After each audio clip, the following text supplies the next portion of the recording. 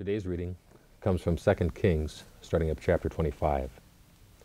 So in the 9th year of Zedekiah's reign, on the 10th day of the 10th month, Nebuchadnezzar, king of Babylon, marched against Jerusalem with his whole army. He encamped outside the city and built siege works all around it. The city was kept under siege until the 11th year of King Zedekiah. By the 9th day of the 4th month, the famine in the city had become so severe that there was no food for the people to eat. Then the city wall was broken through, and the whole army fled at night through the gate between the two walls near the king's garden. Though the Babylonians were surrounding the city, they fled toward Arabah. But the Babylonian army pursued the king and overtook him in the plains of Jericho. All of his soldiers were separated from him and scattered, and he was captured. He was taken to the king of Babylon at Riblah, where sentence was pronounced on him. They killed the sons of Zedekiah before his eyes. Then they put out his eyes, bound him with bronze shackles, and took him to Babylon. On the 7th day of the 5th month, in the 19th year of Nebuchadnezzar, king of Babylon, Nebuzaradan, commander of the imperial guard, an official in the king of Babylon, came to Jerusalem. He set fire to the temple of the Lord, the royal palace, and all the houses of Jerusalem.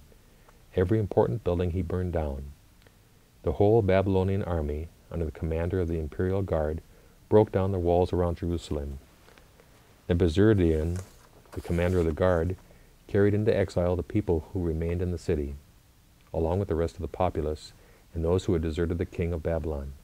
But the commander left behind some of the poorest people of the land to work the vineyards and the fields. The Babylonians broke up the bronze pillars, the movable stands, and the bronze sea that were the temple of the Lord, and they carried the bronze to Babylon. They also took away the pots, shovels, wick trimmers, dishes, and all the bronze articles used in the temple service.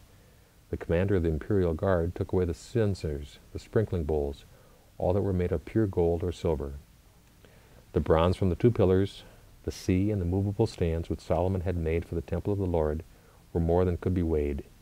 Each pillar was 18 cubits high. The bronze capital on top was 3 cubits high, and was decorated with a network and pomegranates of bronze all around. The other pillar, with its network, was similar. The commander of the guard took as prisoners Seraiah, the chief priest, Zephaniah, the priest next in rank, and the 3 doorkeepers. Of those still in the city, he took the officer in charge of the fighting men, and 5 royal advisers. He also took the secretary, who was chief officer in charge of conscripting the people of the land, and 60 of the conscripts who were found in the city. Nebuzaradan, the commander, took them all and brought them to the king of Babylon at Riblah. There at Riblah, in the land of Hamath, the king had them executed. So Judah went into captivity away from her land. Nebuchadnezzar, king of Babylon, appointed Gedaliah, son of Anakam, the son of Shaphan, to be over the people he had left behind in Judah. When all the army officers and the men heard that the king of Babylon had appointed Gedaliah as governor, they came with their sons, the son of Maccathite, and their men. Gedaliah took an oath to reassure them and the men. "Do not be afraid of the Babylonian officials," he said. "Settle down in the land and serve the king of Babylon, and it will go well for you." In the 7th month, however, Ishmael, son of Nethaniah, and the son of Elishama, who was of royal blood, came with 10 men and assassinated Gedaliah, and also the men of Judah and the Babylonians who were with him at Mizpah. At this, all the people from the least to the greatest, together with the army officers, fled to Egypt for fear of the Babylonians. In the 37th year of the exile of Jehoiachin, king of Judah, and the year Marduk became king of Babylon, he released Jehoiachin, king of Judah, from prison. He did this on the 27th day of the 12th month. He spoke kindly to him and gave him a seat of honor higher than those of the other kings who were with him in Babylon.